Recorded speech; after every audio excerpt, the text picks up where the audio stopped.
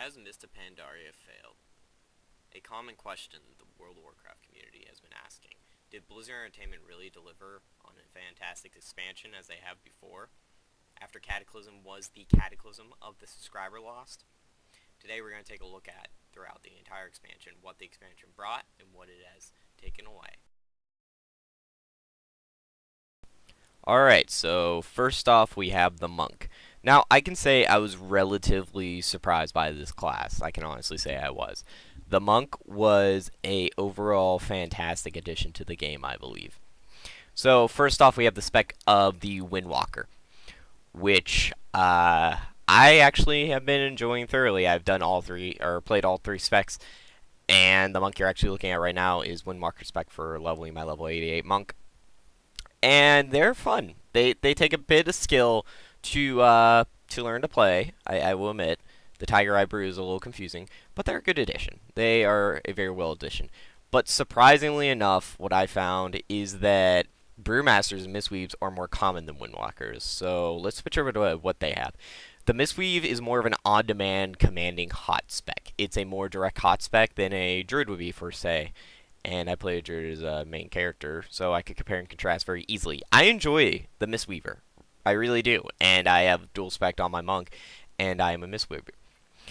On that note, I was also a Mistweaver and a Brewmaster. Brewmaster, at first, I really hated it. But as I started to play it, I realized what a high cap it really had. And why so many people were bad at it. Mainly because a lot of people just want to log on a Paladin, they want to throw on Consecrate like they used to, and they want to put on their Holy Avenger Shield, or whatever the ability was called back in the day, and they want to be good. No, the Brewmaster has Stagger, and it will punish you. Stagger is a fantastic ability, I will admit that. Stagger is an incredible ability, and it has high potential for a fantastic tank. Now, with that being said, you can highly suffer from not having, not exactly knowing what to do with Stagger. And then also the thing I enjoyed the most was the Peak of Serenity, where you are. You go there and you have incentive to, go to this peak and do a quest and learn interrupts and the abilities, and you'll get rewarded with the Enlightenment, which my monk just got casted upon him. So that is my regard. Okay, so the second point we have up next is the actual continent. Was Pandaria an actual continent that was beautiful and enjoyable? I would say yes. If you're looking on the screen right now, the color contrast in the stylized art of Blizzard is absolutely beautiful. I never had a problem with Blizzard games. People always said about the graphics they've had troubles, it's not up to date, it's the best and highest graphics of Crisis, and it's blah blah blah. I honestly don't care. This allows more people to come into the game and play it, to be honest. And they have upgraded the graphics. They've upgraded tremendously, especially with the new character models coming out in Warlords of Draenor. But was Pandaria a beautiful continent? Yes. Yes, it was. The only problem is the Druid you're looking at right now, he's flying. My character is flying. I will admit, at this point, submersion has been destroyed to an extent, because I can fly at one end of the continent to the other in about 3 minutes. Although I love that. I love being able to look down at the scenery and thinking I am the hero. That your character is the center of this universe. Isn't that what you want to do in World of Warcraft? Make him the center of the universe? Yes. But I think Blizzard learned their lessons with Mist of Pandaria, and that's why they're weighing a patch before they release Flying in the next expansion. But in all honesty, it is true. Pandaria is a beautiful environment. Just the water, how it contrasts, and how you can actually see below it. It looks like actual water. And it has a very beautiful Asian architect. And coming up soon on the map, one of my favorite zones in the entire expansion, the Jade Forest. This place had the best quest, I believe, and it also had the best style. I mean, I don't know about you guys, but this looks absolutely beautiful. I think Danger Dolan said this is like Crisis graphics. And I can honestly say, I can kind of believe him on that. WoW is a stunning game. And Blizzard has always been known for their cinematics. That is something they've always been known for. But yes, Jade Forest is gorgeous. I love riding my mount, and I will have nostalgia of WoW's lifespan. The Jade Forest was incredible. And the down view upon it, whenever you fly over, it makes you feel amazing. Getting your Cloud Serpent was amazing. So was Pandaria a beautiful continent? Yes. We're at our third point, the scenarios and the dungeons in Mist of Pandaria. Let's be fair. I've been giving nothing but praise to this expansion. It was a good expansion, that is true.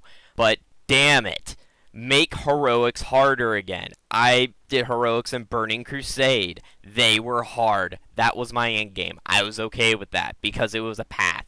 And the attunement quest also for Karazhan was incredible. That does not exist modern day. Back in Burning Crusade, you had a reason to go to Karazhan, to go to Gruul's, to go to Serpent Stride Caverns, to go to Tempest Keep, to Black Temple, and then to Sunwell Plateau. We had a journey to take, as a lot of people take. There was a progression path. And Kelthus did not fall. I believe it was 2 weeks after the Black Temple was open. The Black Temple was open, and the content was out for, I believe, 5 months. If I'm wrong, please correct me. But still, we had a path. We had a journey to take. It was epic. Scenarios give great storytelling. I will admit that. They are fun. I enjoy them. But I'll do them maybe once or twice, and I'll do my heroic scenario for the Valor. They give good story. That's a bonus. They're short. That's a bonus. Are they repeatable content like a dungeon?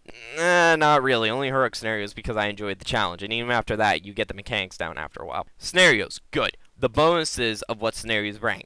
Good storytelling. It tells a great story. The drawbacks. It's not repeatable content personally. I don't believe it's just not content I can see myself going back to repeatedly unless they're difficult.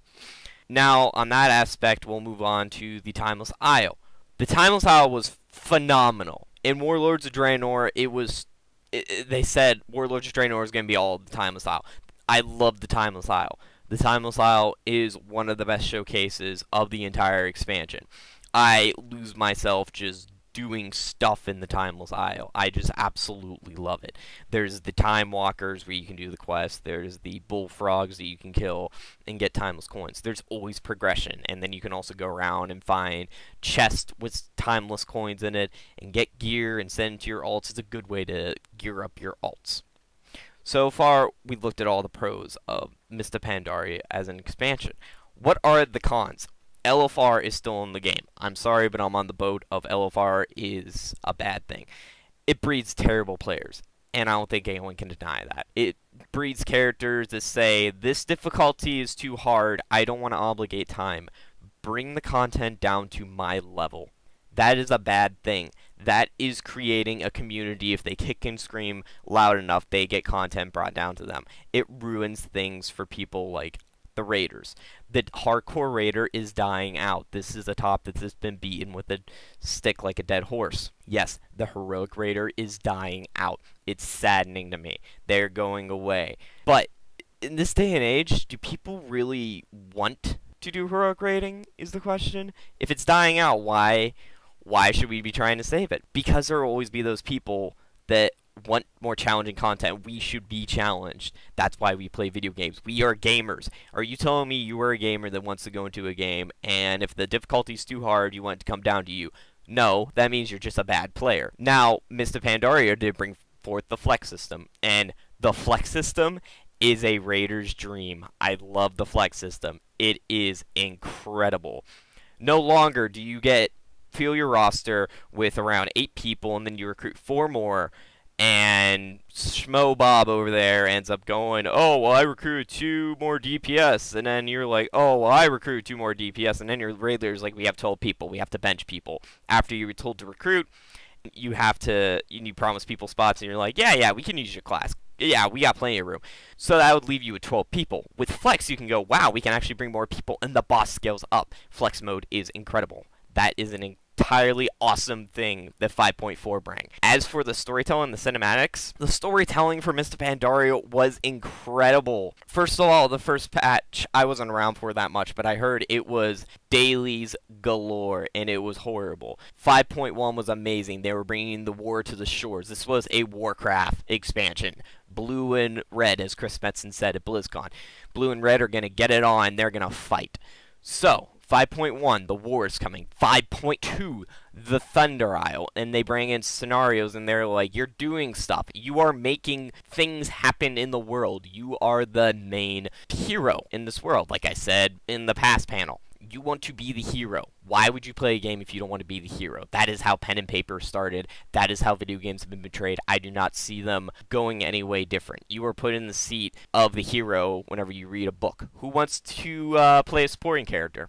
Or read about a supporting character? Yep, you're right. No one does. Because that's boring. That is dull. So at the end of the day, what did Mist of Pandaria bring to the table that was bad? Too many dailies. They continued on the LFR product, which tends to the casuals, and thank God in Warlords of Draenor they're making it more of an observer mode. They said after twice you don't want to be in there. It is no longer a gear tier, I believe.